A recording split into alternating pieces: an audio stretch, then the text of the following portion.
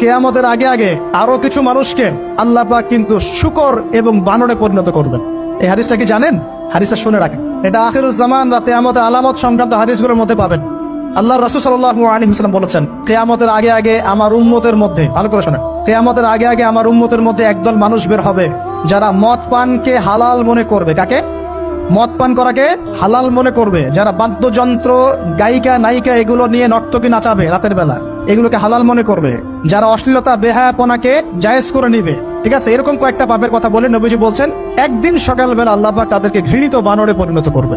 এটা হবে সামনে, কখন কিভাবে হবে আল্লাহ ভালো জানে। এবার আমি কনসেপ্টে চলে আসি। এই যে পৃথিবীতে নেমে আসলাম, তাহলে আমরা কোত্থেকে আসছি ভাই? আমরা কি পৃথিবীর অধিবাসী ছিলাম? আমরা জান্নাতে ছিলাম, ওখান থেকে আল্লাহ পাক পাঠিয়েছে। এবার পৃথিবীতে এসে আদম আলাইহিস সালামের যুগে খুব একটা দুর্ঘটনা ঘটে নাই, একটা ঘটেছে। কয়টা? একটা। ভাই হাবিলের কোরবানি কবুল হয়, কাবিলের অন্তর্দাহ হয়, জ্বালা হয়। কেন হাবিলেরটা কবুল হবে, কাবিলের কেন হচ্ছে না? এই হিংসার বশবর্তী হয়ে কাবিল হাবিলকে হত্যা করে ফেলে। হত্যা করে লাশটা দাফন করার পদ্ধতিও তার জানা ছিল না। আল্লাহ কাককে পাঠালেন, কাককে দেখে সে শিখলো।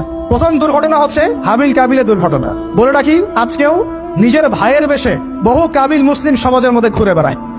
নিজের ভাইয়ের লেবাসে, পোশাকে, সুরতেই বহু কাবিল এখনো কিন্তু মুসলিম সমাজে ঘুরে বেড়ায়। তো আমরা কাবিলদেরকে কাবিলের পরিণতি সম্পর্কে সচেতন করতে চাই। হাবিল বলেছিল, তুমি যদি আমাকে মারতে আসো, আমি তোমাকে মারার জন্য হাত বাড়াবো না। হাবিল জান্নাতে যাবে আর কাবিল জাহান্নামে যাবে। কেন কাবিল জাহান্নামে যাবে? নবীজি বলেছেন, পৃথিবীর প্রথম হত্যাকাণ্ড সংগঠিত করেছে কাবিল। এই কারণে পৃথিবীতে যত খুন হবে, সমস্ত খুনের পাপের একটা অংশ কাবিলের আমলনামায় যোগ করা হবে। বলে নাউজুবিল্লাহ। একটা কথা মনে রাখবেন, সদকায়ে জারিয়া যেমন আছে, গুনাহে জারিয়াও আছে। একটা মদের দোকান দিয়েছেন, যত মানুষ মদ খাচ্ছে, সমস্ত গোনার একটা অংশ আপনার কাঁধে আসছে। সিনেমা হল করেছেন, মানুষ সারাদিন নেকটা ছবি দেখে, নগ্ন ছবি দেখে, যত মানুষ এখানে পাপ করবে, সমস্ত পাপের একটা অংশ আপনার কাঁধে যাবে। আবার একটা মাদ্রাসা করেছেন, যত মানুষ এখানে দ্বীনি ইলম শিখবে, এই নেকির একটা অংশ আপনি পাবেন ইনশাআল্লাহ। মরে গেলেও কবরে পাবেন ইনশাআল্লাহ। আল্লাহ পাক আমাদের সবাইকে সদকায়ে জারিয়া করার তৌফিক দেন।